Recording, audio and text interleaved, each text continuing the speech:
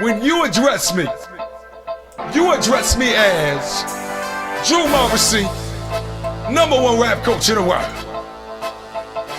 UCLA graduate, Drew Morrissey, all pro. First time I left the country was 9 years old. Last time I left the country, 5 weeks ago. I was a nice guy about 5 beers ago. Now your chick's tongue wrestler, Rey Mysterio. I am ill, syphilis to the stereo. Real as it gets, some sickness to this very flow. Spin hits like this was just a merry-go. Kill any beat, you witness to the burial. Philly niggas ain't got swag, we got hustle though. The Philly niggas ain't got mass, we got muscle. I'm the river card, blackjack in the shuffle, cause hash is my tag and the bag is a double, huh? I'm on a whole nother journey. NIT rappers better play another tourney. Nigga wanna hate, you can say it from the gurney. So sue me for being better, but say it to my attorney, nigga. Anything that you can do, I can do better than you. Everything that you have tried, it's already on my side. Any dream that you can have, I already paid that tab. Anything that you can be, you can be better in life than you. Catch me if you can catch me if you ran.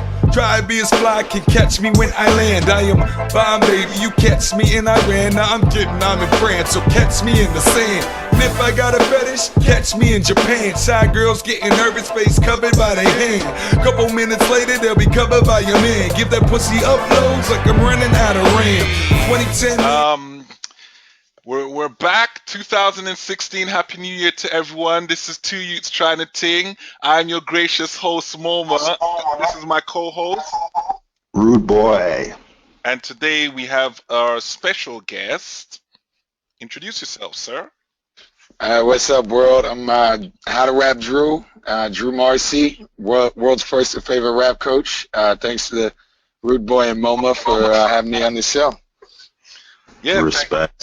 Thank you for coming aboard. And I used to spit a little something during my days, and okay. This is the London. I'm just gonna spit what? Phlegm. Oh man. So I'm gonna fling a few bars and see if I still got it. But yeah. Here we go. Yo, this is Moma. I got instrumental in my background. You lot can't hear it. Yeah, the sound of smack goes down. Check it. 1, 2. This is Moma and Rude Boy. Two youths trying to ting. Yo. Two youths trying to ting. Check it. Yo.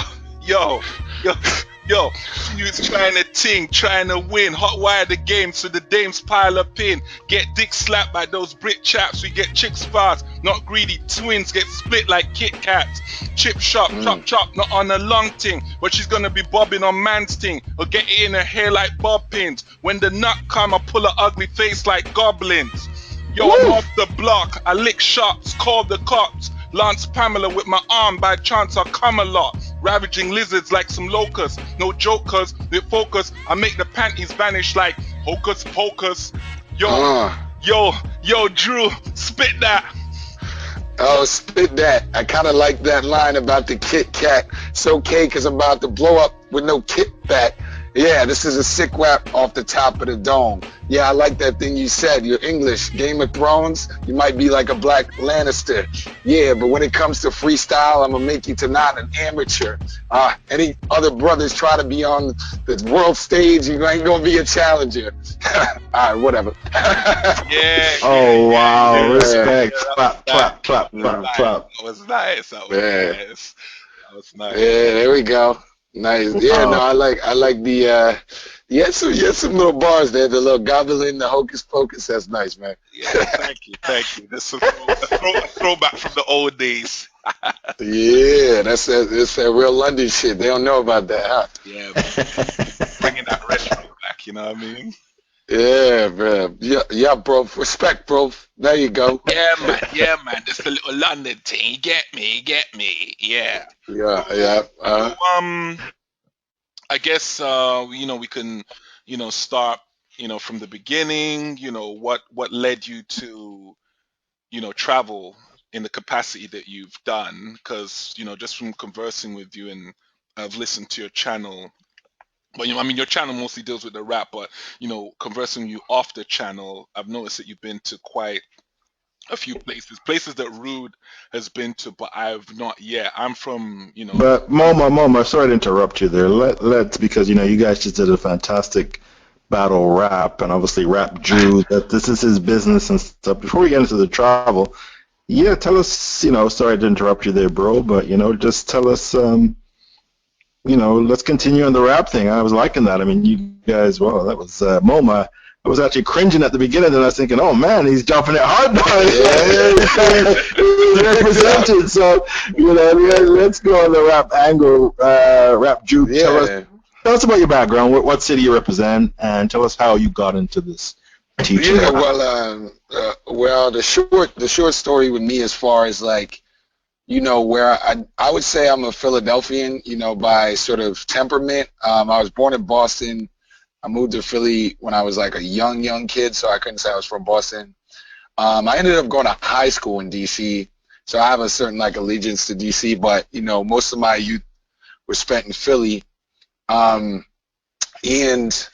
kind of what happened to me was like I did like, I guess what you would consider a millennial. Like I had a millennial path. Like I went to college for a little while. Ended up dropping out to do music. That like had a certain level of success. I was been rapping pretty much my whole life.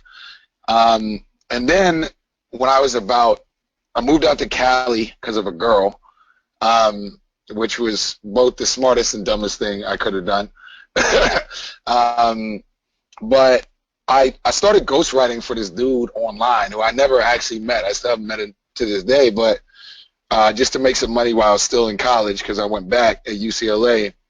He was like, well, ghostwrite for me, and what my job is I coach people how to make businesses. Like my business is to teach people how to do businesses, and I can't pay you that much, but I can show you how to make your own business. And I was like, I mean, okay, I'm just kind of this rapper college student, whatever, and so I started doing it, started writing for this dude, and the way he taught people how to do this shit was, I can curse on this, right? Yeah. So he was like, all right, I teach people how to make YouTube channels where they coach people how to do whatever they're good at, and then they make a business. And so he's like, what can you do? And I'm like, rap. And he's like, all right, well, you can teach people how to rap. And I was like, okay, I hadn't seen it up to that point. I felt like, it's easy to find people online who can teach you how to play guitar or sing or fucking, rearrange your home. But there was no like rap teaching. So that's how it started, and, it just kind of snowballed after that. If I had known 2 years later that it would have 30,000 views and 30,000 subscribers and like millions of views, I probably, I don't know. I don't know, but even I was shocked at how much people have gotten into it. So that's kind of my rap business. I've been rapping since I was 14. I grew up in the era. The first album I bought was Mace Harlem World. I was a kid that was like really into, Mace, DMX, Jay-Z, like all the classic 90s. So I was lucky. I just was born in an era where I had a lot of good rap, and I've just been a fan ever since. So that's like the short, me, what I am in the rap stuff. Nice. And what do you think of trap music? Man, like I guess I didn't say this part of the story. My first college I went to was Morehouse College in Atlanta, which I guess any brothers listening, or y'all probably, like, every black person knows what Morehouse is, of course. And this was in 2005, 2007, in between those 2 years. So I was around for when like trap meant a kind of a different thing, like Young Jeezy and T.I. and Lil Jon. As far as trap music now, it's kind of a different thing than what I always thought of it as. I ain't gonna lie, like the beats are fucking sick. like I don't think anyone can deny how great the beats are, like Metro Boomin, Beethoven, all those guys. Um, I don't know. I think it has its time and place. Like I'm not one of these hip hop elitists that I'm like, oh my God, all they talk about is bitches and codeine. Fuck them, you know. Like I still like it. Like I know when I'm in the club, you know, especially if I'm trying to get at a lady or whatever, I definitely would prefer to have Future in the background than Talib Kweli, even though Talib Kweli is the shit. So I think it's a time and place. I don't think anyone can deny the beats, and yeah, you know, I'm pretty cool with it. Yeah, no. Is Migos, is that Trap, the one who goes hit him with the Yeah, left, hit him with the right, knock the pussy out like it's fight night? Is that Trap? yeah, I would consider that trap for Okay. sure. I like that. I Yeah, like that track. yeah, that shit is fun, man. You know what I mean? Wow. Especially what about this Nene thing? I mean, that stuff is just getting crazy. Every time I turn on Facebook, there's someone What? non-black, you know, what's it, Whip Nene? Oh, I haven't even heard of this one, or maybe I've seen it, but I don't, I may not know. Is What that a is it? dance? Moma, you know that one. What's that song called? Is it a dance where they kind of dip their head to the right and to the left? Is that Yeah, do the stinky Uh, leg we and all call that it stuff. like dabbing, like that kind of shit. might That's the be? new one. The Whip Nene, it's like a little kid and he's like, it's like got like 200 million views on YouTube. Whip, do the stinky leg. Oh, Yeah, yeah, that's what I'm can't, thinking of. I can't believe I'm singing. Anyway, yeah, Whip Nene. Shit, Mama inspired you to start spitting, man. I'm penning some rhymes right now for next time. Too funny, too funny. Oh God, Yeah, but Mama. no, I'm young, man. Or no, I'm old compared to these younger kids. So some of these little dances and stuff, even though I'm in the rap business or whatever, you know, I'm still trying to keep up my damn self. So you know, Okay, well, tell us more about the business. I mean, obviously, 30,000 subscribers. You're on YouTube. The YouTube page is called Rap Drew, right? how to rap Drew. Yeah, yeah. Uh, Uh-huh. okay, yeah. And I mean, how's business? Good? It's good, man. You know, it's obviously good enough that this is what I do full time. You know, I don't have any other jobs or businesses or anything. Um, you know, right now I'm doing like a video a day, trying to just keep people engaged. You know, I'm also moving a lot of my people over to Snapchat and Instagram and trying to like, you know, expand. Um, you know, I plan to eventually build it to more of like a classic company as far as like staff and, you know, editors and stuff like that. But, you know, currently my day-to-day existence is like we have a private group. You know, you monthly group, you pay by month, and I work directly with artists. And like, what's really crazy about it is not even just the idea of like rap coaching, which you know I get from an outsider's perspective. You're like this is a thing, you know.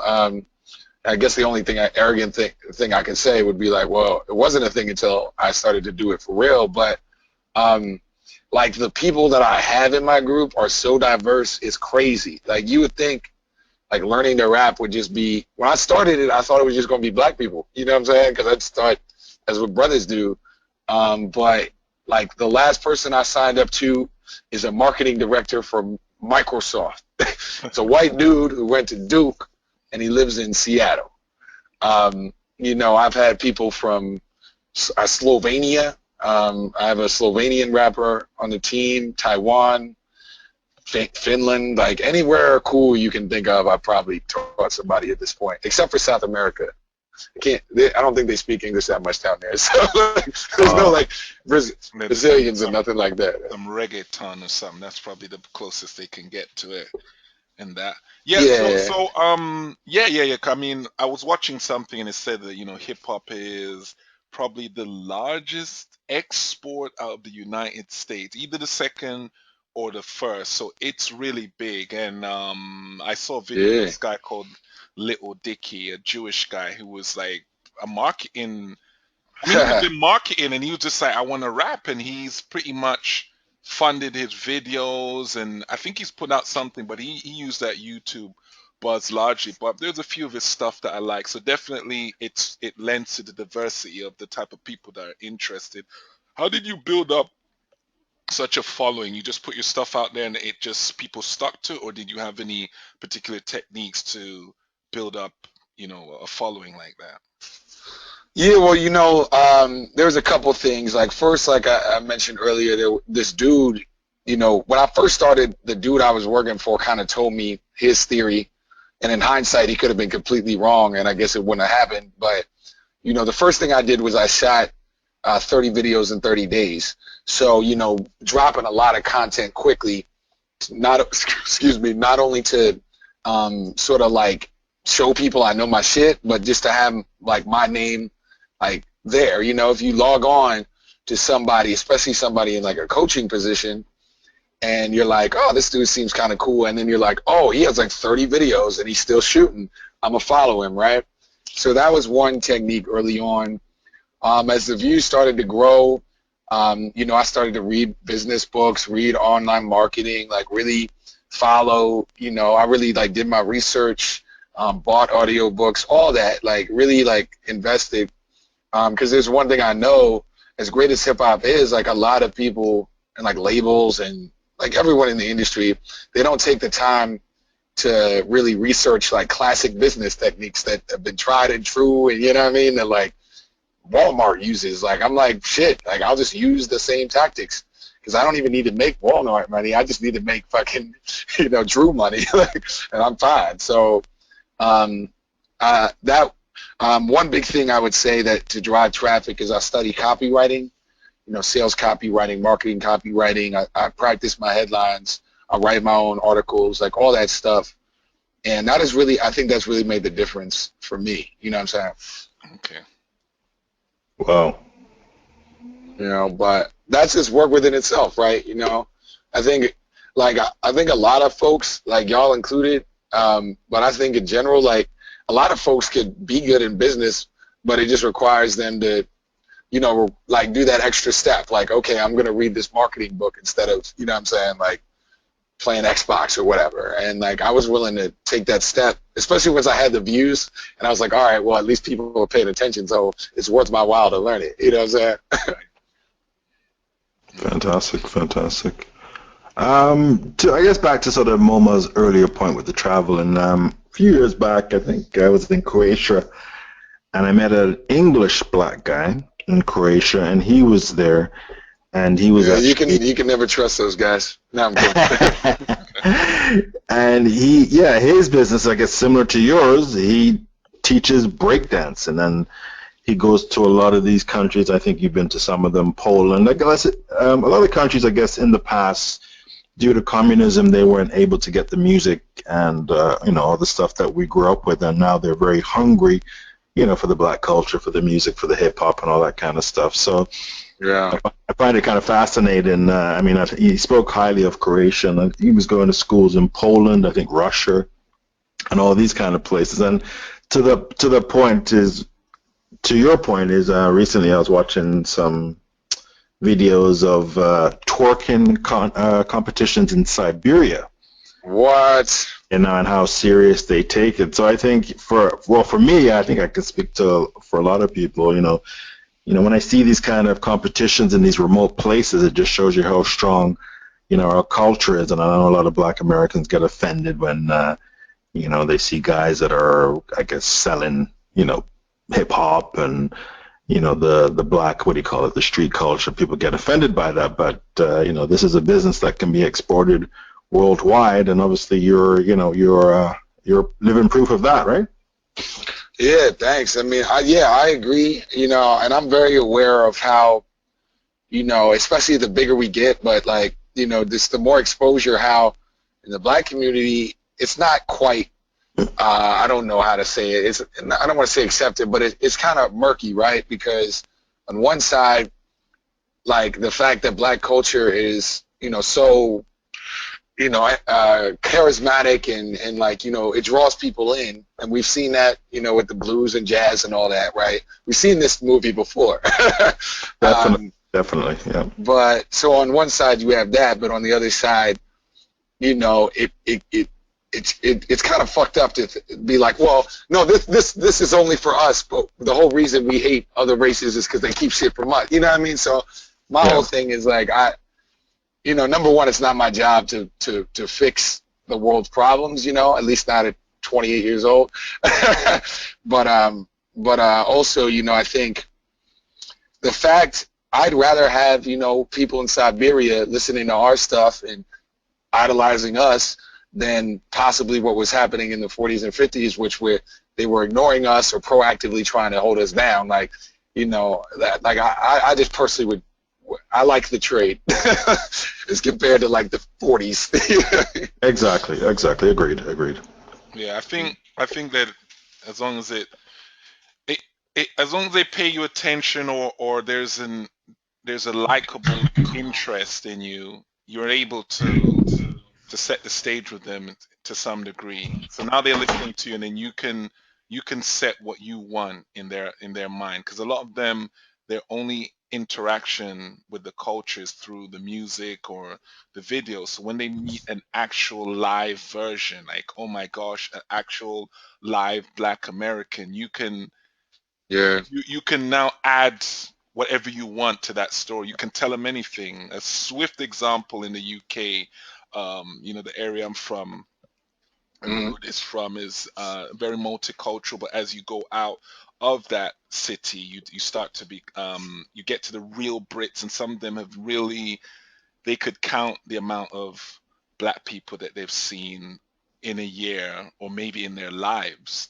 up to, face to face, on one hand. So some of my friends who had gone to other cities during certain breaks, and there'd be events going on, like, I don't know, something going on in the club, they would do a crazy dance, and the entire club membership would follow them because they thought that was the in thing. Oh, it was like black, but it was like black dancing or black music kind of Yeah, so thing. they'd do something crazy. They could do the chicken walk, the duck walk, and Oh, the entire oh, club is lined up behind them, copying them, because whatever they say goes. that's crazy. Yeah. That is, yeah, man. It's like the like we were talking about the other day, the like when you see like the blackface in like Central Europe, but it's like a weird kind of blackface where they don't even know it's offensive. You know what I'm talking about? Yeah. Like in what Holland every year, like around Christmas, they do some kind of blackface thing that's like got some controversy, but it turns out it has to do with like the chimneys. So it's like white people putting on blackface, but they say it's about chimneys. Like, I think that's one thing about traveling to Central Europe is you see how like race and race dynamics, like it's almost like it went through a washer or like a washer dryer and came out a whole different outfit. You know what I'm saying? Yeah. Like, Gotcha. yeah. Question is Drake the softest rapper out there? you tell me, you're the Canadian legend right here. But I would say not. If for no other reason, like what he did against, and this is kind of rap talk, but like the fact that he destroyed a street rapper, and I'm from Philly, it's like you can't be that soft if you just like ended a dude's career like that, basically. So, but I don't know. You know what I'm saying? Like, I've seen stranger things in my day. Especially in the U.S. Like the loudest, supposedly gangsters from the streets. They'll be the dudes who'll back down, and then you'll see the little quiet, light-skinned dude. You know what I'm saying? And he'll be nice with the hands, or he'll be able to do whatever. So I don't know, man. I was shocked by how Drake kind of made him like he always shocks me at how he gets away with like street talk. You know what I mean? Like he's like, I got friends that can't leave Canada too. And I'm like, y'all are giving this dude a pass? I live where the guy. I live close to where he lived, and his area is nice. Let's keep it on. Yeah, it's His area is nice. crazy. I was trying to live, but I was trying to live actually there. I think it's Forest. Is it Forest Hill or Forest Gate? Like it's Forest Hill. near Forest Hill. Eglinton and Yeah. Bathurst. Once you're on that Bathurst line, where all the Jewish people live, the buses run frequently straight to the TTC station. Shops are nice. You're close to No Frills. You're close to Metro. Nice area. I mean, no knocking to that. That's what we all strive to. You know what I'm saying? Like Yeah. no one, Yeah. Right. no one strives to move to the ghetto. To move to ghetto. That's just you live in a situation and you have to make the best of it. But we all, because as you see all the rappers, 50 Cent, he lives in Connecticut. He doesn't live in Queens in the hood, wherever block he's Right. from. He's in the nice house that he bought off Mike Tyson in Connecticut. So, you know what I'm saying? But Drake growing up like that, I think, you know, with rap these days, a lot of people now, it's become a monopoly, and because it's now down to the amount of money you make and your skills, a lot of people are scared to actually spit that. You know what I'm saying? Like a battle will come, they're like, Hmm. you ain't all that because you don't have that many views, or my show's sold out. I'm like, what happened to the art form? So I'm from the throwback where if I hear good bars, I don't care who's making money. Yeah, Drake makes a lot of money, but does that make him the best rapper? And yeah, that's my take on it. But the generations change. It's not even my generation, so you lot call the shots, man. You lot be Yeah, nah. I yeah. mean, I agree with a lot of your stuff, what you're saying, and I'm not like a spring chicken exactly. Like, like I said, I came from the '90s era where the bars came first. Um, but the thing is like in the case of Drake specifically, the thing I like about him is that even though I joke about like the whole, how do y'all give him a pass? Like he's managed to somehow speak to both like the suburban white kids, the dudes in the hood, because I've been in the hood in the club and they're bumping the hell out of 0 to 100, right? And also to all the chicks who like love this dude, right? So somehow or another, I think that guy, like pure wit or pure like charisma or whatever he's got, I think he's dope for that. And like all these other dudes, I agree. Like, I mean, I think you hit it on the head. Where it's like at this point, like clout is your currency, right? Like it's no longer bars. It's like, do you have followers? Do you have exposure? Like, are you on my timeline every day? And like I'm willing to fight that fight just because I'm aware of like how the internet is such a big game changer, even for hip hop. But a lot of dudes aren't, and like you said, they're scared. They're scared to put their shit out there, and they're damn sure scared to put a new video up every day, like I do, or what I'm saying, or like an Instagram, or what I'm saying. So part of my coaching has to do with like like motivation. I'm like, look, motherfucker, Drake's posting every day. You want to be next to him, you have to post, not even just off music. You know what I mean? Like be active, be in your fans' face, you know? Yeah, be relevant, and be present, as you say. I think that's something I'm drawing from in it. You know, as I study the internet online space, it's definitely something that's akin to people I follow. If I see something new, I get a renewed energy from them, So I definitely, Yeah. I definitely agree with you. What led you to, leave, the US and actually start to, test out the European waters? What was your experience with the white lizards on the continent? um, well, as far as the first part, I was just lucky. My parents, they happened to always take me out of the country. So ironically, for Rude Boy, the first time I left the country, I went to Toronto when I was like 8 or something like that.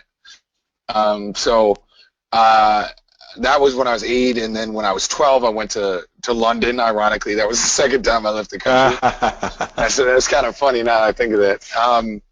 But I just always was out of the country just as a kid, even in high school, like pretty much every summer in my high school years, I was going to like, one year it was Paris, one year it was Madrid, one year, like, what I mean? Like, it wasn't even like, which is rare for a black person, right? But, that was the way life was. So once I got old enough, I had the itch, and like you said, I mean, I think I had always known every time I was in like LA, I would go hit on a chick, especially like in the day. And a lot of times there would be these like really fine white chicks who would respond really well, and they always seemed to be from Europe. You know what I mean? Because, let's keep it real, like your average like Becky or whatever from America, like all American girl, like she doesn't usually respond that well to some black dude just running up on her in the middle of the day type thing. So, that kind of piqued my interest. And I had already, I have an interest in like World War II history and all this kind of stuff. So, I was already kind of on board to go out there, to do history, learn some history, go, and of course, chase something. So the first time recently I went out there, maybe 2 years ago, I went to Berlin for a while, and then I went to we took a bus from Berlin to Wrocław, Poland, and then we went from Wrocław to Krakow, and then back to Berlin. And so yeah, that was my initial kind of trip, and I've been a lot of other places since. You know what I'm saying?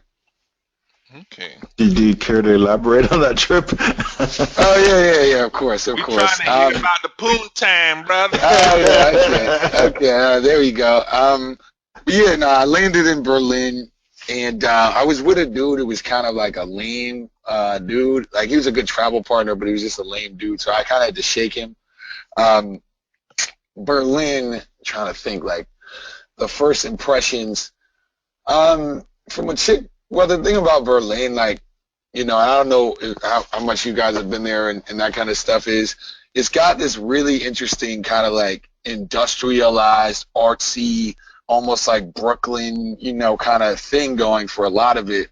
So, the way that I always kind of did it, and this will be kind of an ongoing theme with me, is like I'm pretty heavy on the bar crawl game. You know what I'm saying? I can like tear that up, for a lot of reasons. Number one, if you're in Central Europe as the only black dude, on the bar crawl, you're going to be the only black dude. And if you can dress halfway decently, you're going to look like, even if you're like a cleaned up brother, you're going to look like Will Smith to half these girls. Like, they don't know. Like we were saying, like, they're just not interacting with it. Let me let me Yeah. interact quickly. When people say dress decently, what's a bad way to dress in Europe for a black guy? That's a good question.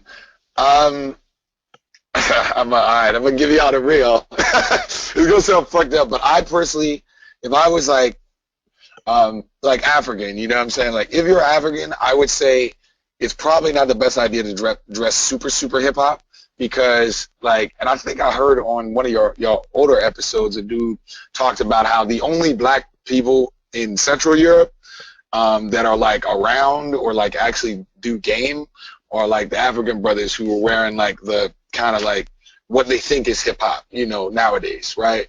So I would say that would be the only thing. Like if I was like a 19-year-old dark-skinned kid, I probably would not wear a backwards fitted or something like that because they'll just think you're, what I'm saying, out there like dudes. Like I don't know if it was in your channel or somewhere else, but a dude was talking to me about how he would be in the club and brothers from Africa would like say they have an American accent even though they didn't, or they would try to have a fake American accent. And like, so I noticed that sometimes where I'd be in a club in like Budapest or Berlin, and the brothers that were like dressed up all kind of like hip hop or what they thought it was, when they rode up on the chicks, it would just kind of like the chick would be like, like, you know what I'm saying?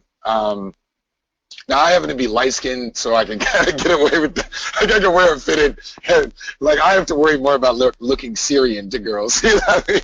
Like that's my problem. But other than that, man, I never saw as a black man like, keeping it clean, keeping it a little hip hop, but not too hip hop, not like, oversized hoodies and shit like that. But to be honest with you, I also never saw anybody who really dressed like that. So I didn't experiment too much. I kept my attire all the times I went to Europe. I kept it very like, I am American, you can see that. Like I have a baseball cap, or I have a cool T-shirt, or I have like a cool cardigan. You know what I mean? I wanted to send that message, even from a game perspective as a brother. Like if she can tell off the bat that you're not only black, because there's a lot of like jungle fever out there, but American, like for me, at least my experience, they're sold. You know what I mean? But like y'all guys' case too, like Canadian, English, like from my experience, they're sold. You know what I mean? But let me interject there because okay, there's a fine line. You're saying they're the African guys, and I think we've talked about this on our show that dress hip hop, but you kind of dress hip hop. So what is the difference? Well, yeah, I mean it's a fair question.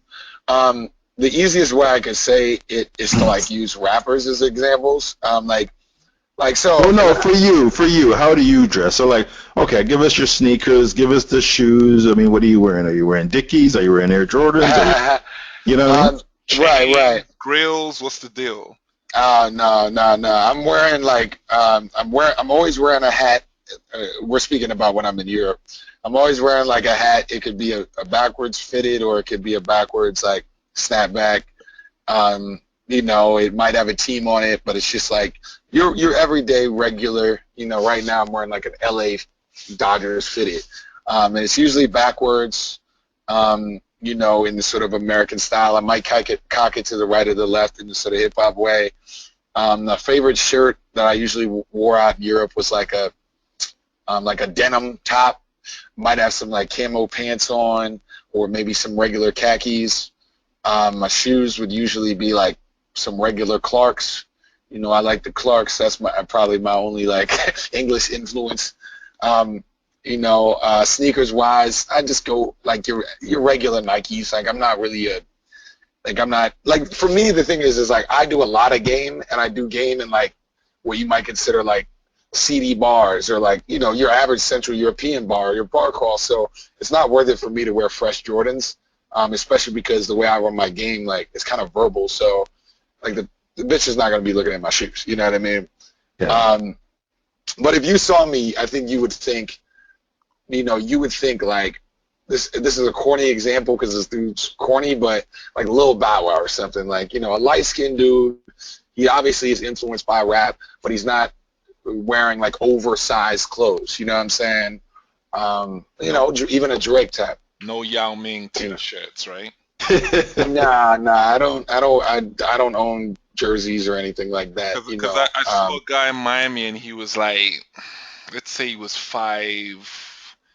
call it 5'8", and Yao Ming 7'6". The guy had on Yao Ming's like clothes, and it was like a dress, like a evening gown. I'm like, I saw it, I was like, I can't believe it. It looked terrible. But as they say, when in Rome, right? I mean, I wouldn't do it, but I guess that's a style. So, I mean, for what I've gotten from you, I think as long as you touch on the fact that you are foreign, the black plus the foreign finishes I off think the that's job. Yeah, that was my experience. Especially when I would notice a difference where depending on how I was dressed, as like the message I'm sending. If I was dressed the way where she couldn't tell where I was from, meaning she couldn't even tell me if I was from the West, quote unquote, then like sometimes it'd just be harder, on the open. But if I had the backwards cap, like a cool little like denim shirt, some camo pants, I'm looking maybe like a little cool bracelet. Like I'm clearly an American in the middle of, whatever, Berlin, Budapest, wherever. Like if she's down, she is down. You know what I'm saying? So, I would say like for me, at least my experience, if you send a basic message that this is a cool ass Black America by themselves on the road, you know what I mean? It's real good. It can be very, very profitable. Okay, but you've never personally run into any problems, though. But I think I've seen what you look like. I think I added you on Facebook, and you look very American to me. So I mean, I don't think you've ever run into any kind of problems like that, have you? No, well, problems meaning as far as like what? People thinking you're anything but American. No. I mean, I was in Budapest during this last summer when all that shit was going down, and if I like didn't shave my beard and I had my hat off because I'm bald, like I definitely got turned away a couple times from bars because they thought I was Syrian because I'm a kind of thin dude. Okay. But I mean that comes with the territory, and we could get into that more too because like even no matter what you're wearing, like there's gonna be some kind of basic shit that'll happen to you. You know what I'm saying? Like you gotta. Absolutely.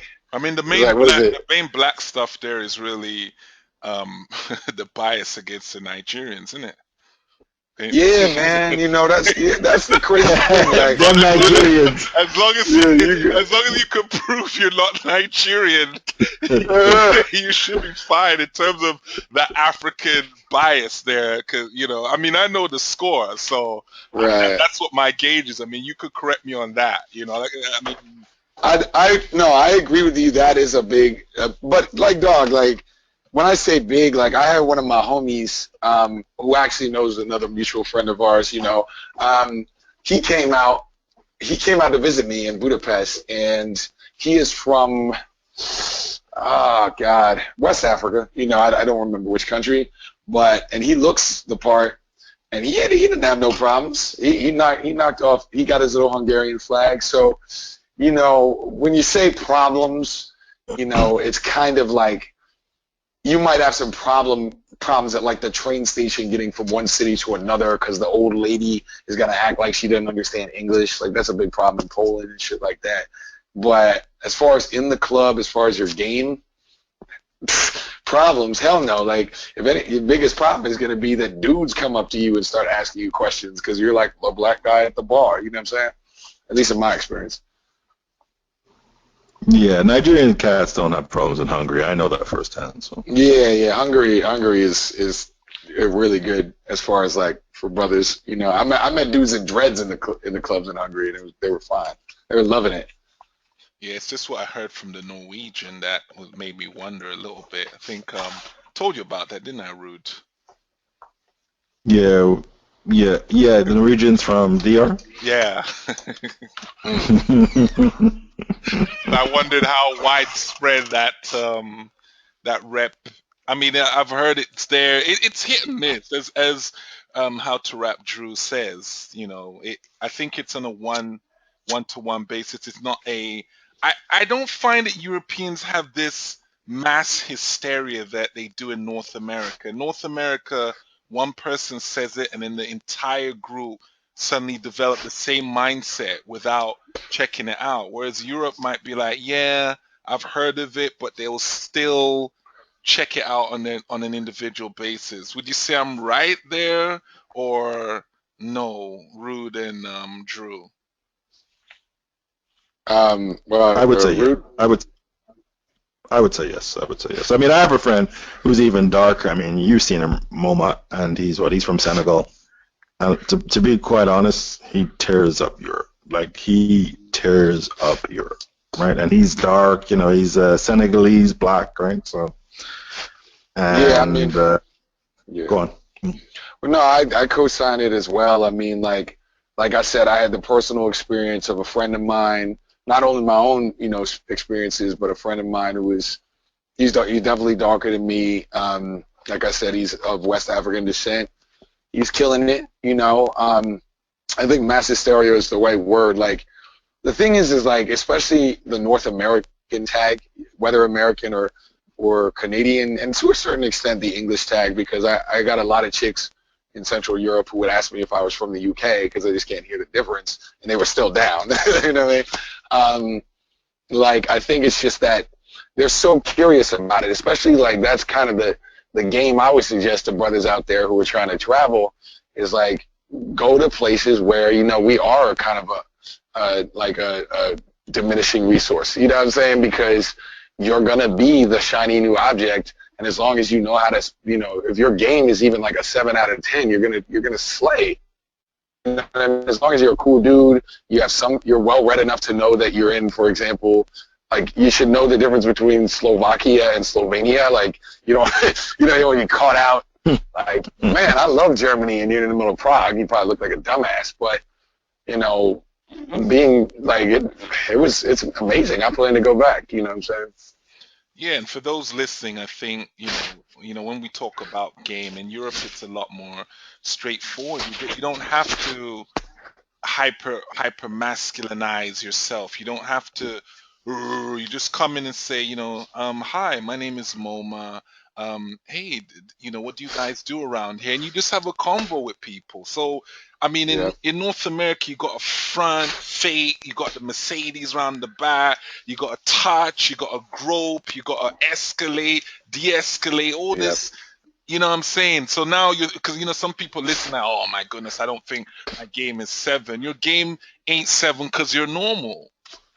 You know what Yeah, I'm saying? So you go yeah, there as long as you can talk. Because some people are grunting like wild chipmunks. That's not gonna work. As long as you can speak and what I'm right. saying, you're not crazy, you should be fine there. Like as Drew says, you're a commodity, a valued commodity. So you just go there and as I said, you're like they're like, hey, I'm into this, I like comic books, I walk to the park in the evening, that kind of stuff. You should be all right. I agree. I agree 100%. Like the only thing, like if you can carry a conversation in an American or Canadian bar, and or at least get to like flirtation with a girl in an American Canadian bar, you will fuck in Europe. Like I can pretty much guarantee, because like you said, the other thing about Europe, as you guys know, but for anyone listening, it's like there are so many cultures, especially if you pick cities well. Like I was fortunate that the cities I happened to go to, places like Berlin, Prague, Hungary, Budapest, like Poland, they're so close to each other that when you're in the bar, it's not like you go to the bar in Budapest and like you're only gaming Hungarians and like you have to fine tune your Hungarian game. You know what I'm saying? You're in there and you're rolling up on a cutie. She could be German, she could be Dutch, she could be British, you know what I mean? And so the other advantage is all these people, especially in these cities that are super transient like Budapest, like they know how to talk to people from different cultures too. So even more so when you're like that normal cool dude, you just happen to be the American in the bar, and the same way the last person happened to be the German in the bar. And so it flows really nicely, and on top of it, like we were saying earlier, like, as a black man, like our culture is a huge currency in the world. So, you being able to talk to the German girl about Drake, like the bitch hasn't talked to anyone about Drake ever, let alone an actual North American black dude. So she's like, you know. Yeah, and if you can spit bars like, us man were just doing, yo, I'm in Berlin, my brain is Man. swirling, I'm under your dress, Yeah. yo, check the pubes are My curling. It's magic is fun. like my magic is like Merlin. Yeah, Yeah, yeah, yeah, yeah. Merlin. See, the next step you do is that you learn how to stretch rhyme, so then you can be like, and I jump on these hills like Julius Irving, you Oh, know, Whoa. you know. and a converse in this universe. Oh wow. You know, yeah. So that's how it's been, free of charge. Nice, nice, You nice. know. So, but yeah, I mean, I don't know if you guys want more sort of about like city by city. I know a lot of you guys kind of go through that as well. Yeah. The only city I want to ask you about is that one everyone talks about. Is it Washklau? I don't know how you say it. How you say it? Yeah, Wrocław. So it's like, Wrocław, yeah, yeah. the W becomes a V, and then the little like L thing becomes like a R. Okay. But yeah, Wrocław, man. Like I know, like on the forums, like it's kind of a topic. Some people love it. Some people. Sorry Now to I have. sorry to intervene. Where is this city? Because I'm not very familiar with Eastern Europe or Central. Okay, Where is this? Warsaw. so the easiest way to say it is it's almost due east of Berlin in Poland. So it's about a three. I mean, it's been a couple years, so don't quote me on it, but I'd say it's like a 3-hour bus ride, maybe a little more from Berlin, in Poland, over the border. Okay. It's a Can you college. spell it? Spell it, because I think I know Moma's seen it, but I don't think I Yeah, did. yeah. Spell it, You but definitely. yeah, There's but like the name. there's like 50 post threads about this fucking city. Let me see. It's Exactly. it's And you said it's it's in dubbed. it's in it's in Poland, right? I'm just going on my computer really quick. So it's Yeah, the so it's largest city in Western Poland on the River yeah, Oder, lowlands of Central Europe. yeah. Okay, got it. So WROCLL, funny L, Polish L, AW. So yeah, I went, like, I'll even like cop from the beginning. I went during the middle of the summer, and it's mostly a college town. So my experience with it is not going to be like as in depth as like the homies that have been there during the college time, and I've read folks talk a lot about during college. But you know, as far as during the summer, it's a small, compact city. You know what I mean? I'm talking like Rochester, New York type size, or like, you know, God, you know, just maybe 200,000 people. You know, it's beautiful, but it's definitely got that more Eastern European influence. Like it looks like the Eastern Bloc. You know, the chicks, like that's a perfect example of a city that I would suggest a brother goes to. You know, it's close enough to Berlin that you can fly into Berlin cheap. You know, Berlin's one of the easiest, cheapest flights out of the U.S. You just fly out of JFK to Berlin. That's how I flew to and from every trip. You take your bus, you get out there. There's a mall right by the bus station. That mall is like the main spot. It's nice and big. The girls, you know, out there, they're small town girls. You know, so I didn't catch any flags there. I had to go to Krakow for that, but as far as like sort of opening them, you definitely get your that is like the strongest reactions I saw. You know, the sort of like neck breaking, because there ain't no black people out that joint. You know what I mean? Like, no.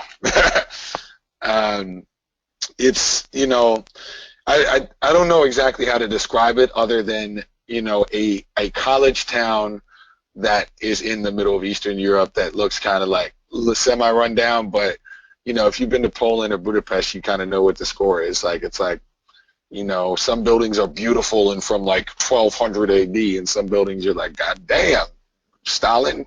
You know what I mean? It's easy to get around. The logistics are pretty good there as well. There's like a main square like there is in most of these small European, the Rynek as they call it in Poland. I'd say there's probably 5 to 6 well-known bars on the Rynek. One thing about it is doesn't have as many like clubs, you know, so you're going to be going to only like 3 or 4 places that are like the college bar type joints. So, you know, Krakow, on the other hand, it's big enough and touristy enough that, you know, if you go there, you could spend a whole week and you'll hit like, you know, 10, 15 clubs. Like Wrocław has like 4 or 5. But on the other hand, you know, it's a college town. So I would assume in September that it's really, you know, a treasure trove. But when I was there, I was only there for a couple of days, got a feel for the place. You know, I might be back soon though. We'll see. What do you do for like accommodation? Do you book it beforehand, or do you land there and kind of like what's your technique for accommodation? You know, I do the Airbnb thing myself. I was fortunate that like the first or second Airbnb I ever had, like the people they were really friendly with me. They're in Warsaw, so I just have like hella good reviews. So that's what I do. I go for the Airbnb. You know, I do my research, you know, on the forum or I'll literally just Google bars, you know what I mean, in the city. I'll look at most of the places I go are pretty well vetted as far as like party culture. So like next time I go to Europe, you know, I'll probably be in Warsaw. I'll probably take a trip down to Budapest, and then I'll probably go to Belgrade. And so like for Belgrade, for example, I will do maybe a few days worth of research as far as the best places, and then I'll search on Airbnb and I'll get my shit locked down before I even land. That's just the way I happen to run it, but you know, I know there is such a thing as like doing it when you land. I up until this point, I haven't really been that dude. You know what I mean? Okay. But depending on the city, you know what I mean, another thing you can do is like you can, especially if you're going from city to city that's close proximity, like talking like a bus ride away, 2-3 hours, you can buy an Airbnb up to a certain, and then decide whether you'll stay an extra day. And these hotels, you know, places like Wrocław, even Krakow, they're going to be pretty cheap. So you can allow yourself, you know, if you want 2 extra days or you want 3 extra days or whatever it is, you know, it's pretty easy. You're only going to be coming out of your pocket, you know, $50-$60 for 2 or 3 other days in a centrally located hotel. Like I was in Krakow, you know, I decided to stay a couple extra days, you know, get some more flags or whatever the fuck, and it cost me $60. You know, just walked up to them. So, it's pretty easy living out there. Sweet, sweet, sweet. I You know what I'm saying? see. I see. But So yes, Moma. Root Boy, you have any? No, it's been a blast. I'm still laughing at you guys in your little battle rap there. hey, man. We might have to bring you back for a part two on that one, but Yeah, no. man. I want to listen from Moma. You know what I'm saying? Oh, but Moma, yeah, I'll let you wrap it up. Yeah, it was it was a great pleasure, to listeners. We're trying to sort out the, certain things, and finally we're back on track. So we're trying to, hammer it in. But it was a great pleasure having How to Rap Drew on, hearing his take on things, and just to the listeners, it just shows that, there's guys out there doing it, man. So those who live in America, especially America, because I hear a lot of moaning from America, unfortunately. But yeah, take inspiration, buy your ticket, get your passport ready, and you can see there's a wonderful world out there. So yeah, to all the listeners, all the fans, thank you for your listenership. Um, Drew, it was a great pleasure having you on board. We'll definitely have you on again, spit some more Thank bars, you. etc., etc. Yeah, thanks, guys. And yeah, the last thing too to anyone listening, like the expression I always use, especially if you're going to Central Europe, is the most expensive thing will be your flight. You know what I mean? Like $600 if that's your flight to, let's say, Budapest or Warsaw. $600 can be an entire month, in some of these places. So if you have any hesitation as far as, oh, it's this big financial risk or something, I'm telling you, straight from the horse's mouth, and you guys know this as well, especially in Central Europe, the most expensive thing is your flight. You'll have fun. So thanks, guys. I appreciate it. I'm a big fan of the show. Thank you. You know what I mean? Good stuff. And, get your bars up, Mama. Check that. Till next time. Quick job, yeah. All right. Peace. Thank you. All right. Peace. Later. Peace.